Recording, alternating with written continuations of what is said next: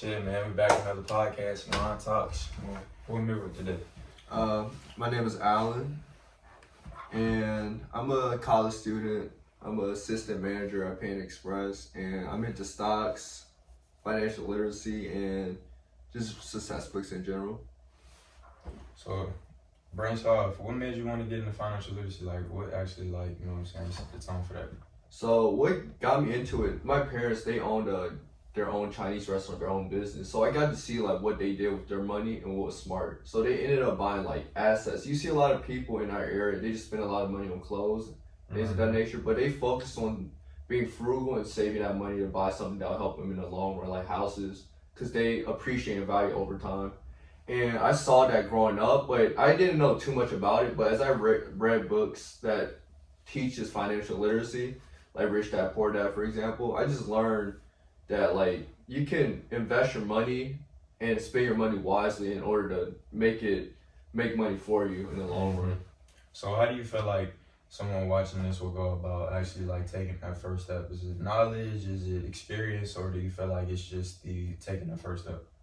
I think the first step somebody should take is just go. You have to have a set cash flow first from a job, any type of job in general. Like you can work at McDonald's or anything, any job. People think working at McDonald's or a 9 to 5 is terrible, but it's about how you handle your money in general. So once you make that money and then you go on YouTube or you can pick up a book and read. I think a book is the best because there's no like any other outside entertainment that distracts you. On YouTube, you see a whole bunch of other stuff that can distract you. But you learn about financial literacy, where you should put your money and how you should save it. And then the first step, okay, job. Next step, you just educate yourself on what to do with that money.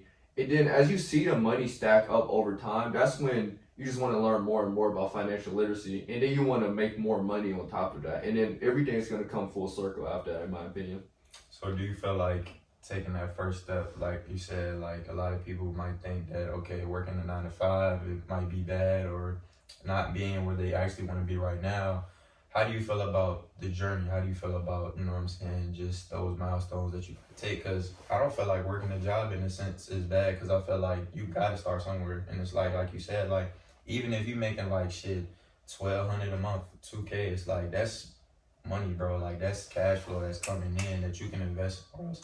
So how do you feel about that like idea or people like thinking that they have to, you know what I'm saying, go outside of themselves or not have to, you know what I'm saying, start from tier 1?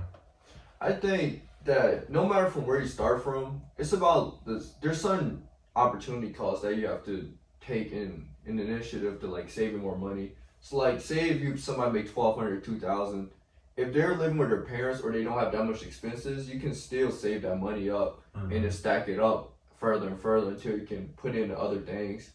And in general, people have to make sacrifices. Like a lot of people want to go out and spend all their money on clothes and stuff. They make 1,200, spend like 800 on clothes. You have to make sacrifices for yourself in the future, and it's gonna be a long journey. But I remember I saw this video sometime, and it was like you have to. This is what somebody successful. You have to do anything you can to get to that first 100K. It's gonna be so many sacrifices along the way. It's that first $1,000 first. You can make small goals, 100, 500. And then 1,000, and then you want to make more over time, and you got to do what you can to sacrifice things that you don't need in your life to get to where you want to be in life. I think that's the biggest part. So what would you say are the biggest sacrifices that you got to make along the journey are? The biggest sacrifice I had to make, so it's really my time personally and my stress tolerance. So while I'm in school, I'm a manager at Payne Express, and then I'm a full-time student as well. But I also want to learn how to do stocks trading, but I also want to keep myself in shape. So for this whole fall semester, I've been working 30 to 40 hours every week. I'm still a full-time student at the same time. So I'll wake up at around 8:30, 8 o'clock, go work out. I'll study. The stock market is up. The stock market opens up at 9:30. So I'll look at Discord. I'm in like a group chat with stock investors. I'll wake up, I'll work out, I'll look at the Discord, and I'll bring my computer even to the gym with me. And I put all my time into working out and then into trading, and I'll go to a class right afterwards, and I'll get something to eat. I'll probably take a shower after working out, and then I'll just get everything I need to done. Afterwards, I'll go to work, and then it's like same cycle, and I'm just sacrificing all my time into what I want to do, because I know that not a lot of people do the things that I'm doing to like get to the point. Because I know I want this certain thing that I want. I want to make money, and I want to educate myself, and I want to educate myself in the stock market as well, and my body. So I'm just putting all that time into it, and I think the biggest thing is time in a sense for me.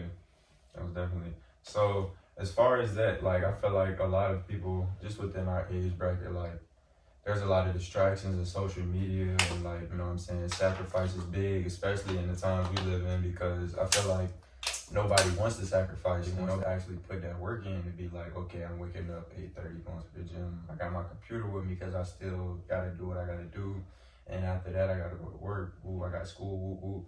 So it's like everybody, you know what I'm saying, looks at things from, you know what I'm saying, like I think one-sided perspective of like, okay, this is too hard, this is ooh, ooh. But it's like I feel like once you have that, you know what I'm saying, mindset, and not even a mindset, but the goal, like it has to be a goal in mind. Because I do feel like if you're not being led by your goals, your purpose, or like the Most High, and I feel like you're gonna continue to be distracted. So I feel like as men, we need to have goals. We need to have something keeping us going and that keeping that momentum. Because like other than that, like like it's so easy to get distracted, but it's not even the fact that it's easy. It's just like if you're not looking forward to even waking up in the morning, how could you not choose your bad habits or, you know what I'm saying, lust or whatever the case may be? So like, how do you feel about people like, you know what I'm saying, prioritizing time management and actually like taking that step to actually do it? Because, you know what I'm saying, like it sounds like, you know what I'm saying, something easy how we breaking it down, but like we know like taking that first step and actually like getting to, you know what I'm saying, in that routine it probably wasn't fairly easy. So how would you break it down to somebody who's currently has bad habits, currently has terrible time management, currently is not where they want to be, currently is looking at things from just a closed-minded perspective? Okay, before I answer the question, I just want to say that's a great point you made about setting a goal.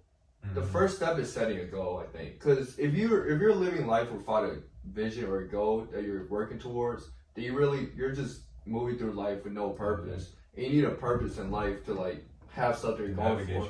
Right.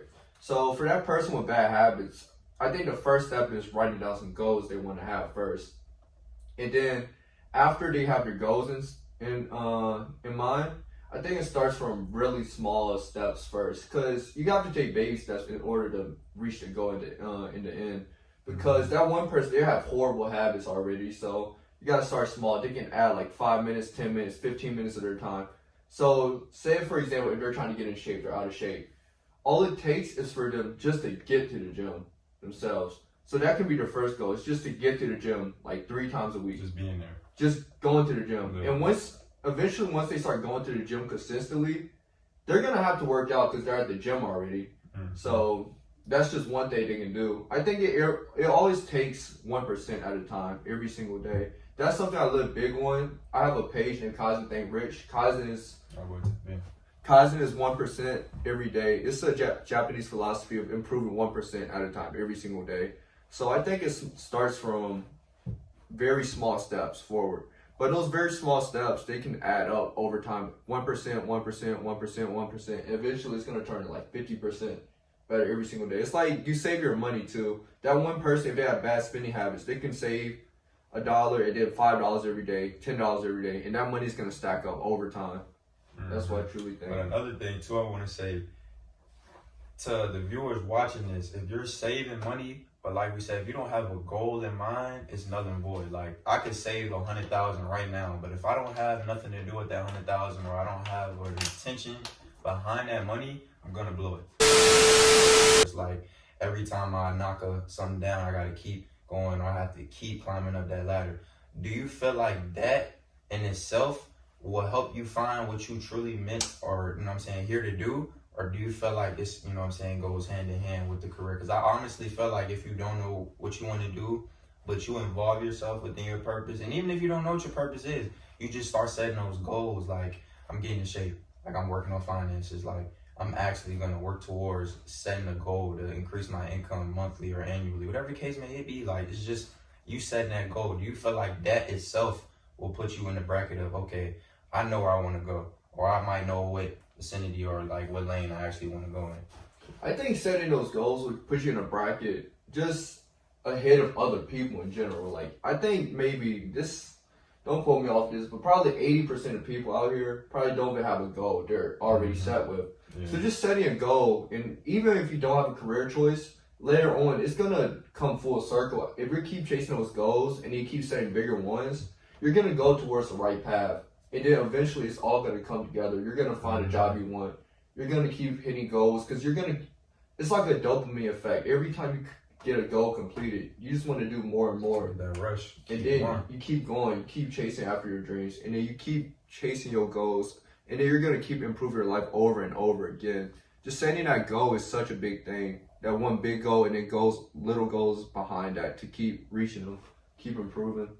So do you feel like for someone watching this, like who actually is like probably never set a goal, who's never like set any form of intention, you feel like you should set a big goal first to ultimately later on lead the little goals, or do you feel like you should start from the ground up and then build up to have? Because some people might not even have the confidence of like setting a really big goal. Like, I want to actually, you know what I'm saying, work on myself and work on all aspects of me. Like, they might, you know what I'm saying, not even be there yet. Because I feel like, honestly, for me, like I had to work up to that. Like, I had to work up to being comfortable talking on camera, or actually being able to like be so fluent and articulate with the way I'm speaking. Like, this was a journey. Like, I don't feel like you wake up and, you know what I'm saying, become 100%. I feel like you have to take those small steps, and those small steps will ultimately lead up to you having that big goal, honestly. Like, I feel like it'll just compound, and then ultimately that one goal, like that big goal, it won't even seem like a big goal, like you hitting an M in a year. Like,